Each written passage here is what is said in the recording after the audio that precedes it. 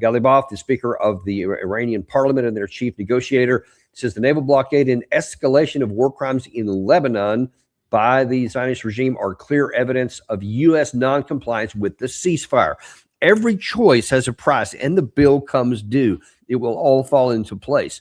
That was echoed and expanded a little bit by Abbas Araghchi, the Iranian foreign minister, who says, for urgent attention, a ceasefire between Iran and the United States constitutes, without any ambiguity, a comprehensive ceasefire across all fronts, specifically, he says, including Lebanon. Any violation of this ceasefire on one side shall be considered a violation across all its fronts. The United States and Israel bear responsibility for the consequences of any breach of the truth.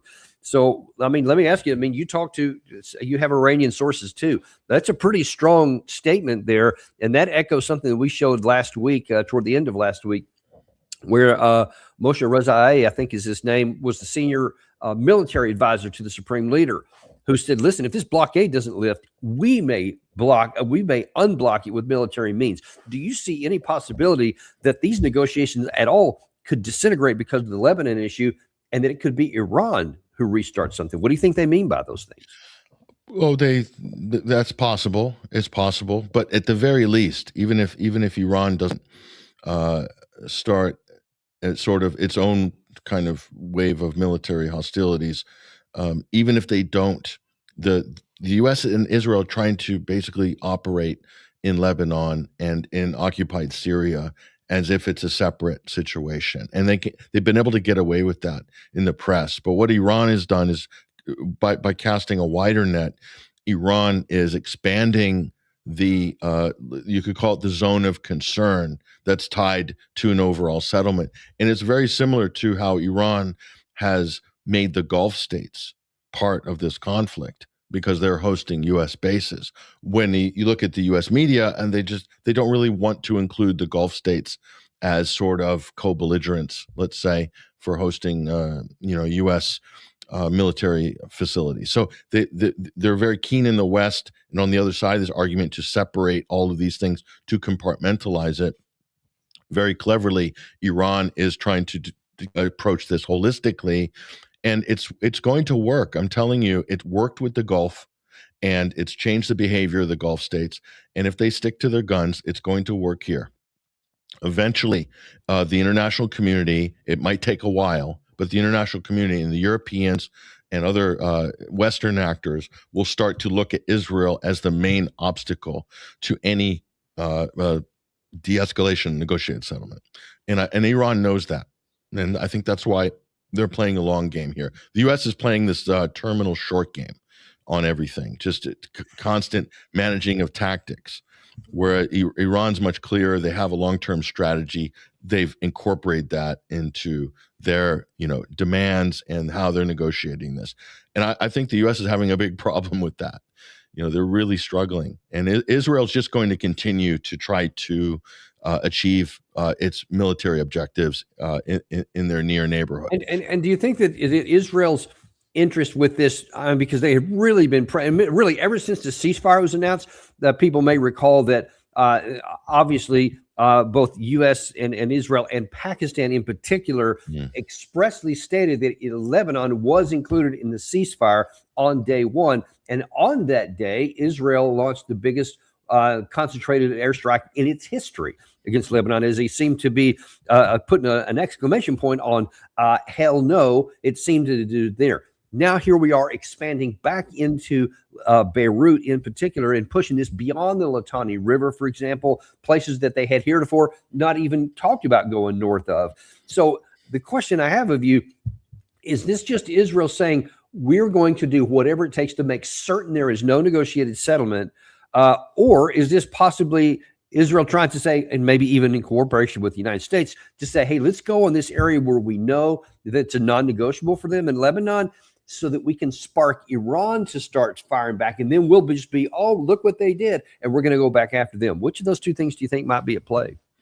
That certainly would be a favorable outcome, at least in the sphere of public relations for Israel and the U.S. If Iran did do that, certainly, what they would make the most out of that in making their argument. Like, look, it's the Iranians; they're not reasonable. We offered them a perfectly good deal, and they turned their back on it. We've seen this story, these lines before. But I think for Israel, it's actually a very specific security and strategic concern, and it's this: they had that territory. Israel occupied that section of South Lebanon before, and they had to withdraw, and they did so in a humiliating fashion in 2000, and then defeated in 2006 in the war against Hezbollah. So the Litani River, and if you're standing on Beaufort Castle, which I've stood, and you have a perfect line of sight to an Israeli settlement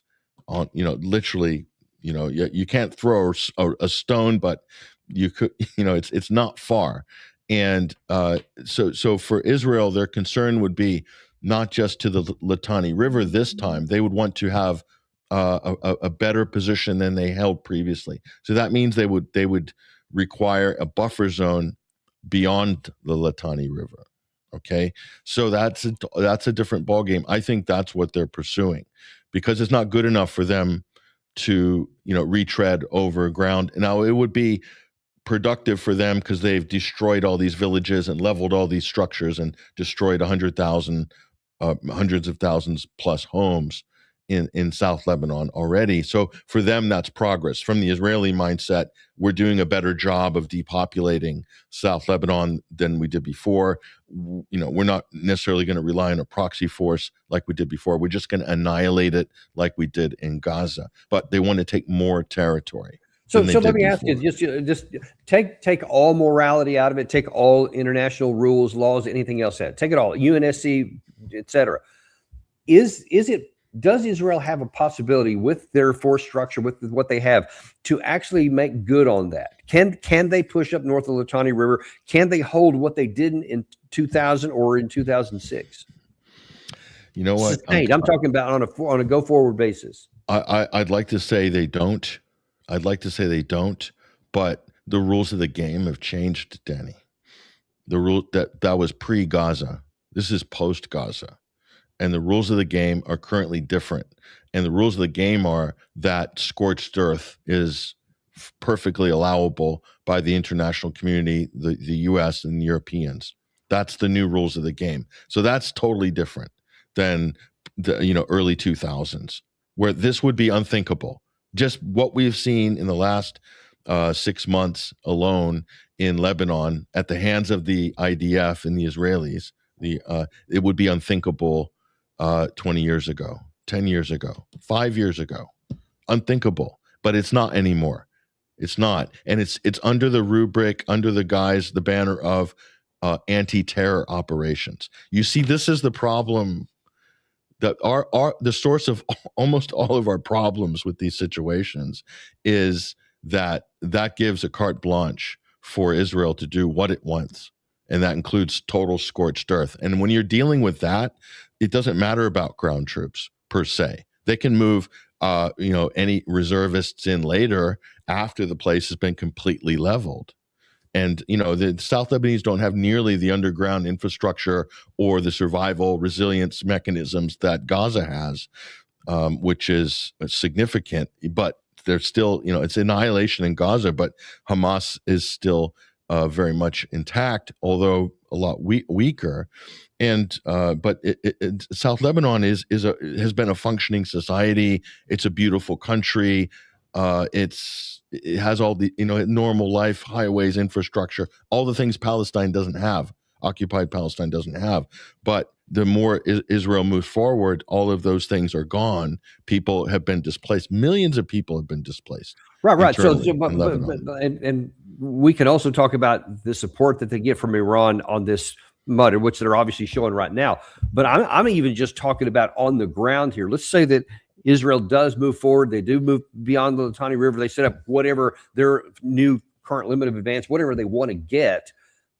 All the people who have been pushed out of that and just now stuffed into other parts of Lebanon or sent abroad, et cetera, I can't imagine them, and you tell me if I'm wrong because I haven't been there, I can't imagine them saying, damn it. Well, I guess we got beat, so I guess we just have to make the best of what we have here, as opposed to saying, all right, we're going to already start just replanning and preparing and getting logistics, and we're eventually going to go back and try and retake our territory. It seems to me that Israel will never have any peace for this. Am I wrong?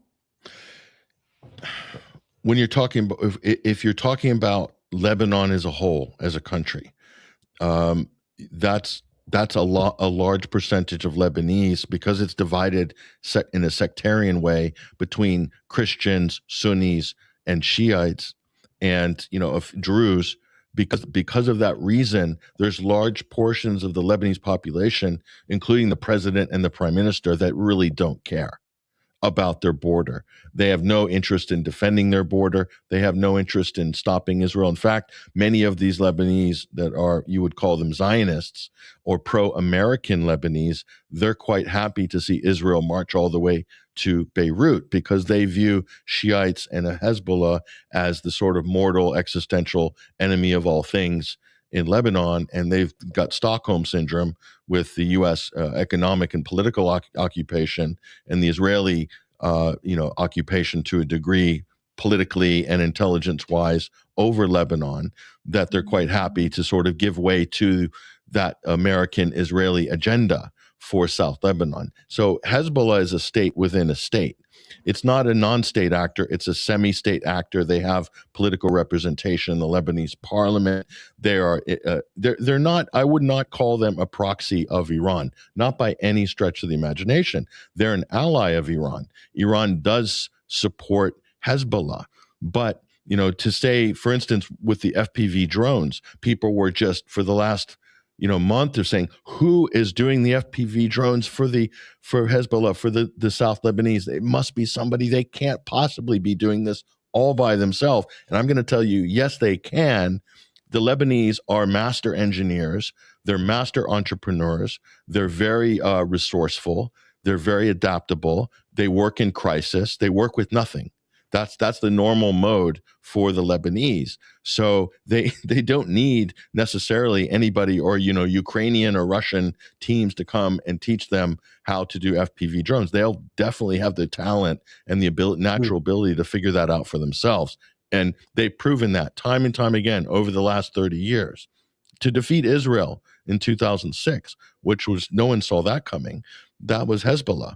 And it wasn't an Iranian victory. That was a Hezbollah victory in 2006. But the talking point in America is that this is their proxy. This is the Mike Pompeo line. This is the Tom Barak line. This is the Fox News. Jack Keane. We're stuck on this. Iran. He says Iran is launching these missiles, right? And he's conflating them directly inside of Lebanon. Trump does that with Hamas as well. He says, "Oh, Hamas is cutting off the heads of babies." No, he says Iran is cutting off babies' heads in Palestine. So they're very stuck in this talking point, and I think the Israeli lobby pushes this really hard. Iranian proxies. So it makes it like you can't solve this problem. You can't negotiate with the Iranians. You can't unfreeze assets because it's going to end up in the hands of their proxies. So all this stuff this narrative feeds into basically a stalemate with regards to any potential breakthrough in negotiations. It's a huge problem. We have to get past these propaganda talking points if we're going to get down to the real discussion about what's actually happening, and ways that we could bring this thing to some kind of a stable situation. But I don't see any prospect of that anytime soon. I mean, in the foreseeable future, I don't see.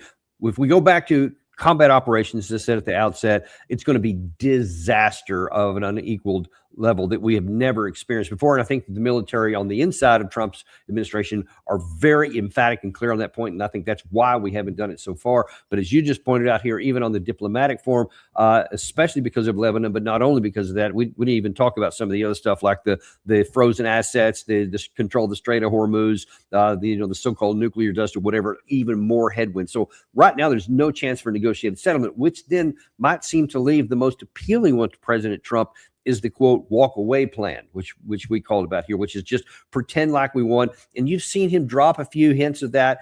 Rebecca Heinrichs actually did on Friday, which was a big walk back for her, saying, well, maybe we could have a deal I don't like. Trump has said, well, look, they're already going to be harmed. It'll take them 2 decades to undo from everything that we've done now. And he repeats, destroy their Navy and Air Force and blah, blah, blah.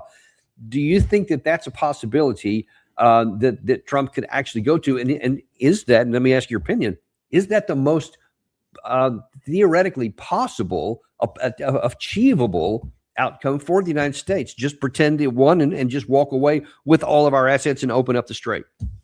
Well, maybe not fully open up the strait, not initially, but walk away, yes, under one condition. There have to be a major distraction. There have to be another front opened up somewhere else in the world to create the full focus of the global media, of the U.S. media, of the U.S. political establishment, get the whole country to pivot, for instance, to Cuba. As an example. Gosh, no, I was afraid you were going to say Cuba. As an example, that would, and that's very close to the U.S. domestic shores. So that would be the perfect one. And you know how Trump's and his team are very adept at rewriting history. So they'll say that, oh, it was a great victory in Venezuela. We have no idea how the Venezuela story is going to end up, by the way.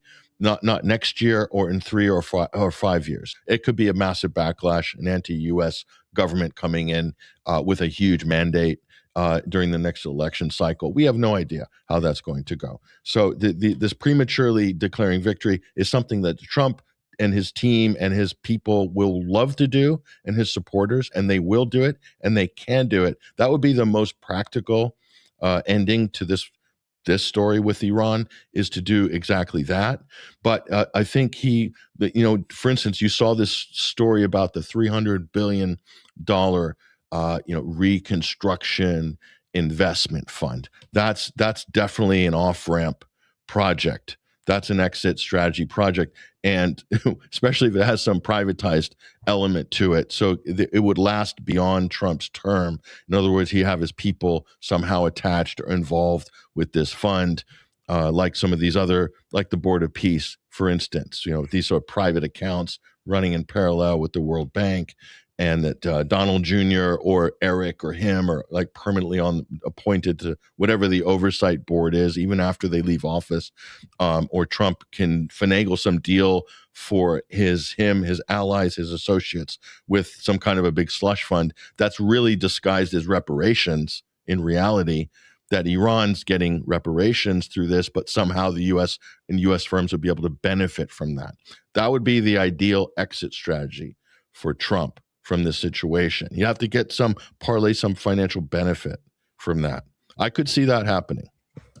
What do you think is in the last few minutes we have here, what do you think is the most plausible ending status for Iran when this war is over, by whatever means, just whatever you think is the most likely outcome of this over whatever time period, as compared to what they were on 27 February? All I can say is this: that Iran has majorly upgraded its position as a state actor in the international system, and this is not through the normal channels of international relations. This is through brute force after a war, without a peace treaty, without a binding treaty. So that's a major shift. So what does that mean? That means that closer relations to China and Russia, definitely closer coordination with China, with Pakistan as well, more integration in Central Asia, economically, politically, geopolitically, and maybe in a higher position in the Gulf in relation to the Gulf GCC, Gulf Arab monarchies. And with potential war with Israel and the U.S. always imminent, but increasingly unlikely, because the longer you have stability and peace, Iran's going to double up its defenses, and it's going to prepare for the next war. That it's going to be hedging for the next conflict with the U.S. and Israel, no doubt about it. So that might create some kind of deterrence. And the U.S. and Israel will have to really think seriously about re-engaging with Iran, because they're going to re-engage with a stronger Iran. It's already a stronger Iran, even if its navy is decimated or its air force, as Trump says. It's a much stronger geopolitical actor than it was before February 28th. That's without any argument. So you're not dealing with the same Iran you were before. It's a much stronger international actor. That's going to create some deterrence, ultimately, hopefully, some stability in West Asia, some economic stability that might come with that. But with Iran in a stronger position, they still going to have sanctions on them. I'm sure. I mean, I'd be surprised if they lift sanctions anytime soon. Maybe a few things here and there. Maybe unfreeze a few assets.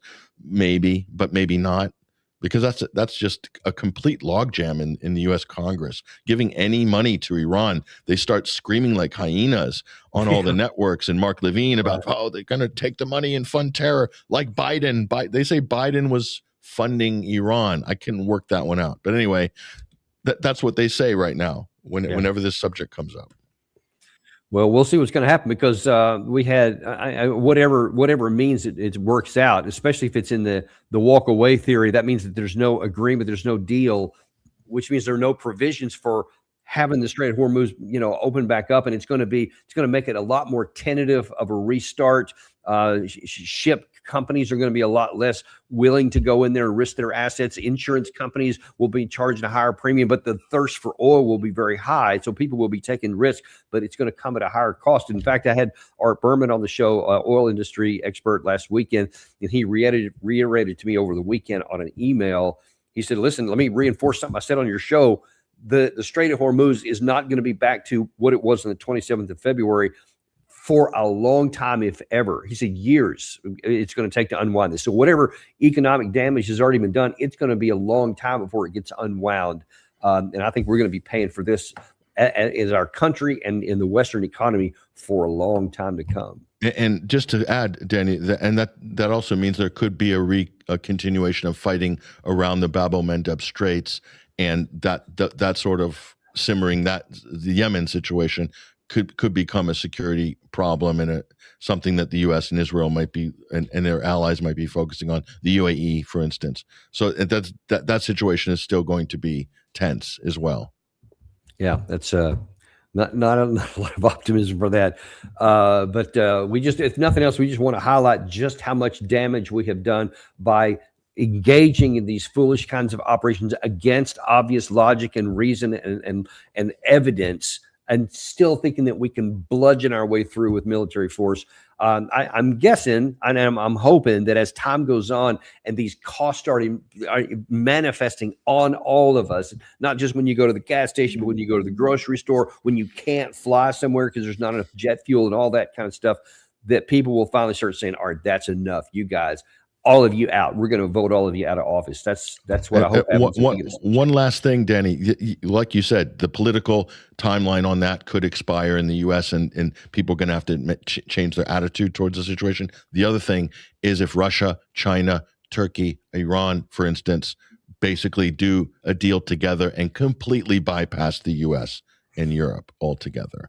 And then we'll have to come back and join them in whatever arrangement that they've come up with. That's also a potential solution to this, is just sidelining the U.S. altogether.